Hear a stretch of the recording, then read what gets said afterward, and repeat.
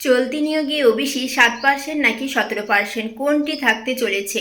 অনগ্রসর শ্রেণী কল্যাণ দপ্তর থেকে নিয়োগ সংস্থার কাছে কি কি তথ্য জানতে চেয়ে পাঠানো হলো এবং আগামী যে নিয়োগগুলি হবে সেই নিয়োগে এই ওবিসির কি কি প্রভাব পড়তে চলেছে তা সম্পূর্ণ আজকের ভিডিওতে আমরা জানবো, তাই ভিডিওটি স্কিপ না করে সম্পূর্ণ দেখতে থাকো।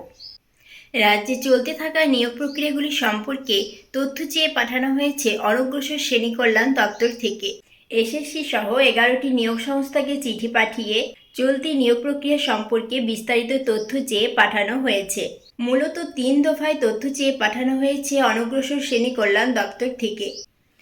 এক হলো 22শে মে 2024-এর আগে কোন কোন নিয়োগ হয়েছে এবং 2 হলো 10ই জুন 2025 থেকে 18ই মে 2026-এর মধ্যে কোন কোন নিয়োগ বিজ্ঞপ্তি এসেছে বা কোন কোন নিয়োগ প্রক্রিয়াগুলি চলছে, এবং 3 নম্বরে রয়েছে যে 18ই মে 2026-এর পর কোন কোন নিয়োগ বিজ্ঞপ্তি এসেছে বা কোন কোন নিয়োগ প্রক্রিয়া শুরু হয়েছে। তো মূলত অনগ্রসর শ্রেণী কল্যাণ দপ্তর থেকে নিয়োগ সংস্থার কাছে যে যে নিয়োগ বিজ্ঞপ্তি সংক্রান্ত বিভিন্ন তথ্য চেয়ে পাঠানো হয়েছে তার মধ্যে রয়েছে পিএসসি, এসএসসি অর্থাৎ স্কুল সার্ভিস কমিশন এবং প্রাইমারি রিক্রুটমেন্ট বোর্ড, এছাড়াও রয়েছে তোমার স্বাস্থ্য দপ্তর এবং কলেজ সার্ভিস কমিশন। এই সমস্ত বিভিন্ন দপ্তরের কাছে কিন্তু সমস্ত নিয়োগ প্রক্রিয়ার অর্থাৎ কোনোটি ধরো ইন্টারভিউয়ের মধ্যে রয়েছে, কোনোটার হয়তো রিটিন এক্সাম হয়েছে, তো বিভিন্ন জায়গায় অর্থাৎ বিভিন্ন দপ্তরের কাছে কোন নিয়োগটি কোন প্রক্রিয়াতে রয়েছে সেই সমস্ত তথ্য কিন্তু জানতে চেয়ে পাঠানো হয়েছে অনগ্রসর শ্রেণী কল্যাণ দপ্তর থেকে।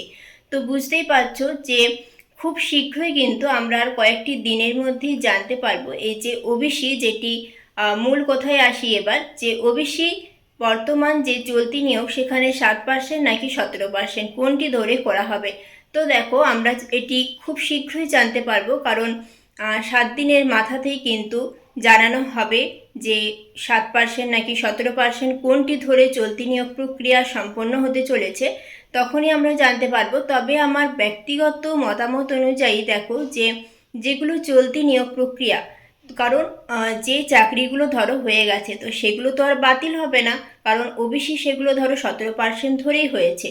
তো সেক্ষেত্রে দেখো, 3টে যেহেতু নোটিশ দেওয়া হয়েছে, যে সাল মেনশন করে যে এত থেকে এত ইয়ারের মধ্যে কোন কোন নিয়োগ বিজ্ঞপ্তিগুলি হয়েছে বা এসেছে, বা কোনটি কোন সময়ের মধ্যে নিয়োগ প্রক্রিয়া সম্পন্ন হয়েছে বা কোনটিতে ইন্টারভিউ প্রক্রিয়া চলছে, সমস্ত কিছু যেহেতু জানতে চেয়ে পাঠানো হয়েছে, তাই আমার মনে হয় যে যেগুলো অনগোয়িং রিক্রুটমেন্ট অর্থাৎ যেগুলো চলছে, যেমন ধরো প্রাইমারিতে বা পুলিশে, এছাড়াও বিভিন্ন দপ্তরে রয়েছে, তো সেখানে আমার মনে হয় ওবিসি কিন্তু 17%ই রাখা হবে।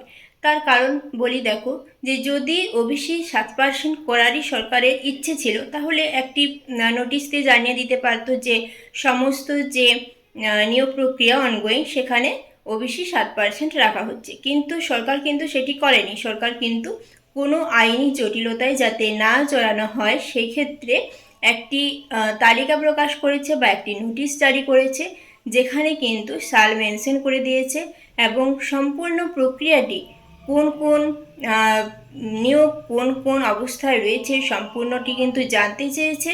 তো সেক্ষেত্রে আমার মনে হয় যে ওবিসি কিন্তু যেগুলো পুরনো নিয়োগ বা অনগোয়িং রিক্রুটমেন্ট সেগুলো কিন্তু 17% ধরেই হবে।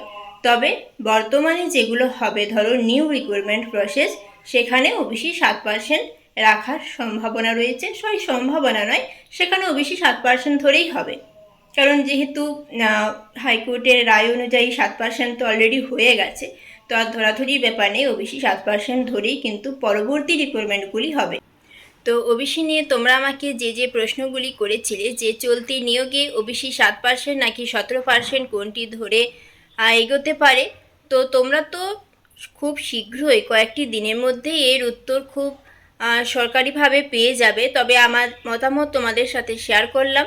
যদি ভিডিওটি ভালো লাগে তাহলে অবশ্যই ভিডিওটিতে লাইক কমেন্ট করে সাথে থেকো, আর তোমাদের কি মতামত, তোমাদের কি বক্তব্য সেটিও অবশ্যই কমেন্টে জানিও। আমি কমেন্টের উত্তর তোমাদের সকলের দিয়ে দেব।